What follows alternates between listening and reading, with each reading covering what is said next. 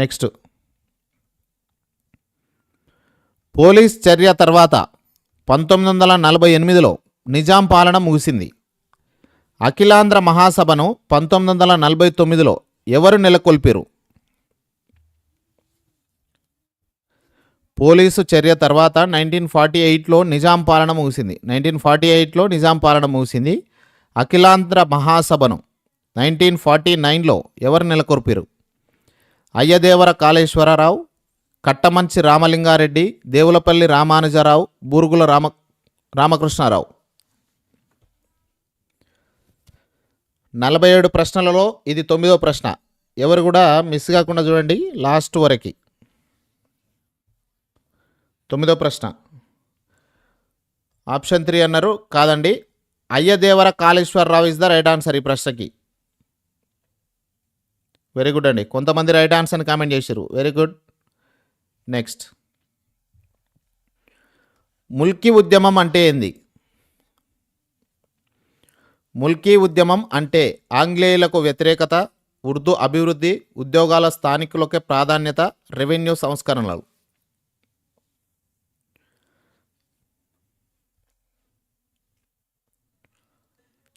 ముల్కీ ఉద్యమం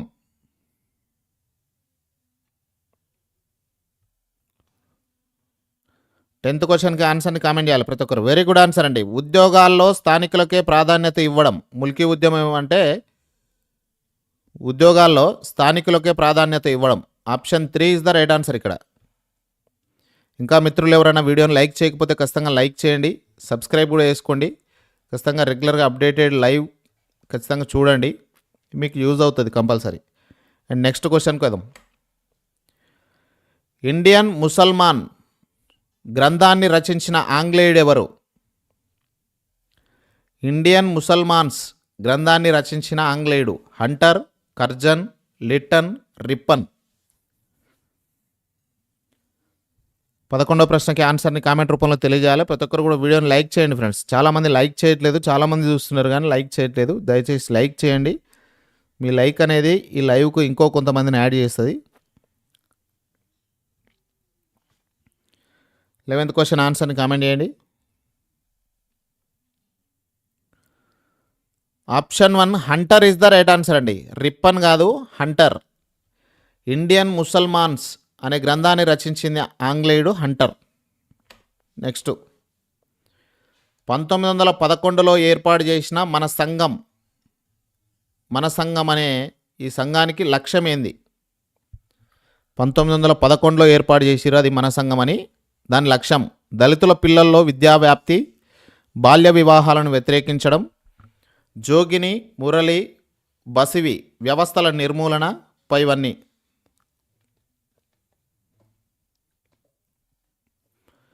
మన సంఘం యొక్క లక్ష్యం first one is the right answer and second one also right answer and third one also right answer. Option 4 is total right answer. ఇక్కడ very good అండి, very good super, very good అండి. 12వది 4 option 4 is the right answer. ఈ పైవన్నీ కూడా సరైన సమాధానాలే. Very good. Next క్వశ్చన్కి వెళ్దాం. అధికార భాషా సంఘం ఏర్పాటైన సంవత్సరం. అధికార భాషా సంఘం ఏర్పాటైన సంవత్సరం ఏది? 1965 జనవరి 27, 1966 ఫిబ్రవరి 13, 1966 మార్చి 27, 1967 ఏప్రిల్ 25. మీరు ఏదైతే రైట్ ఆన్సర్ అనుకుంటారో ఆ ఆన్సర్ని ఖచ్చితంగా కామెంట్ రూపంలో తెలియజేయండి. ఒక్క కామెంట్ కనిపించినా కూడా దాని ఆన్సర్ రివీల్ చేసేస్తా. ఎందుకంటే వీడియో డిలే కావద్దు. ఎందుకంటే 47 క్వశ్చన్స్, ఈ 47 క్వశ్చన్లలో మనకి ఇది 13వ ప్రశ్న. సో ఖచ్చితంగా 47 ప్రశ్నలు తెలుసుకోండి. 13వది ఆప్షన్ 2 కాదండి, 1966 మార్చి 27 అధికార భాషా సంఘం ఏర్పాటైన సంవత్సరం. ఆప్షన్ 3 అండి, 13వది ఆప్షన్ 3. Very good. నెక్స్ట్, 1958లో జాతీయ అభివృద్ధి మండలి ఎవరి నివేదికను ఆమోదించింది? 1958లో జాతీయ అభివృద్ధి మండలి ఎవరి నివేదికను ఆమోదించింది? Ashok Mehta committee, Rakesh Mehta committee, Balwant Rai Mehta committee, Swaran Singh committee. 14th క్వశ్చన్కి ఆన్సర్ని కామెంట్ చేయాలి ప్రతి ఒక్కరు కూడా.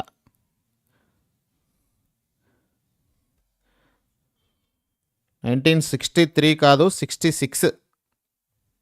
మీకు వచ్చిన డౌట్ను కూడా ఒకసారి క్లారిఫై చేస్తా. ఒక్క నిమిషం లైన్లో ఉండండి, దయచేసి చూస్తూ ఉండండి. ఒక్క నిమిషం. 13th క్వశ్చన్ మీద కొంతమంది రేజ్ చేసిరు డౌట్, అదే డౌట్ను క్లియర్ చూద్దాం. 1966 ఈజ్ ద రైట్ ఆన్సర్ అండి. ఓకేనా, 1966. Okay, next question. ఈ క్వశ్చన్ కూడా ఆన్సర్ చేయండి.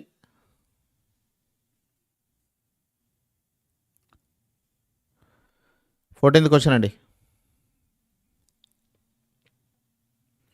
14(3). వెరీ గుడ్ ఆన్సర్ అండి. బల్వన్ రాయ్ మెహతా కమిటీ.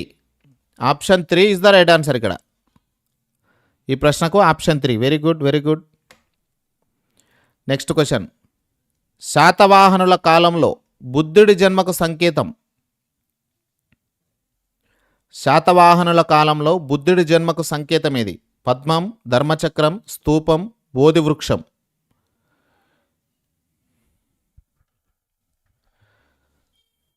అందరు కామెంట్ చేయాలి. 15th క్వశ్చన్ అండి. మొత్తం 47 ప్రశ్నలు. 15th క్వశ్చన్ ఇది, 15వ ప్రశ్న. ఖచ్చితంగా లాస్ట్ వరకు చూస్తూ ఉండండి. శాతవాహనుల కాలంలో బుద్ధుడి జన్మకు సంకేతం. Very good, very good answer అండి. పద్మం is the right answer.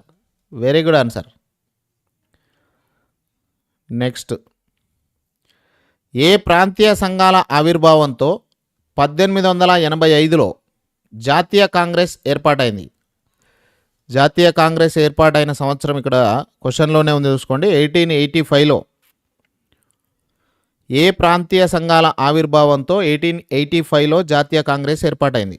Madras Mahajanasabha, Indian association, Bombay association, పైవన్నీ. ఈ క్వశ్చన్ చూస్తుంటేనే మనకు అర్థమైపోతుంది.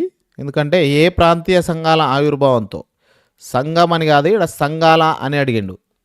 సో ఇక్కడ మనకు Madras Mahajanasabha, Indian association, Bombay association. మొత్తానికి 16వ ప్రశ్నకి ఆన్సర్ ఏంటంటే పైవన్నీ. కాకపోతే మీరు ఇవన్నీ గుర్తుపెట్టుకోవాల్సిన అవసరం అయితే ఉంటుంది. నెక్స్ట్ క్వశ్చన్కి వెళ్దాం.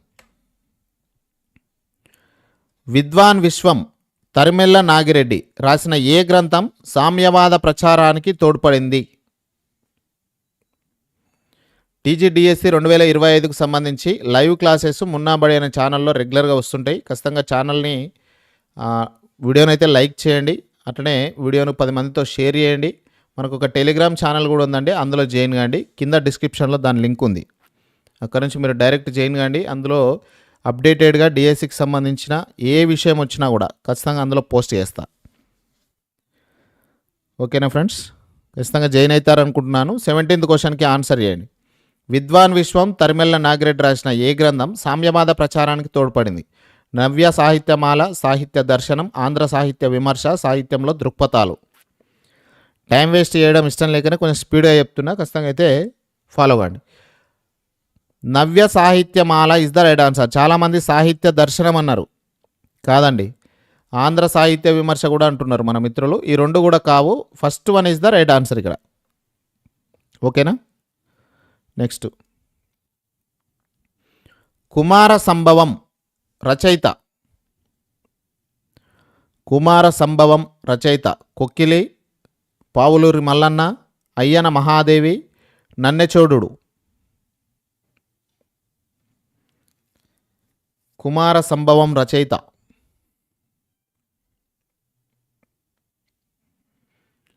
ఆన్సర్ని కామెంట్ చేయాలి ప్రతి ఒక్కరు కూడా.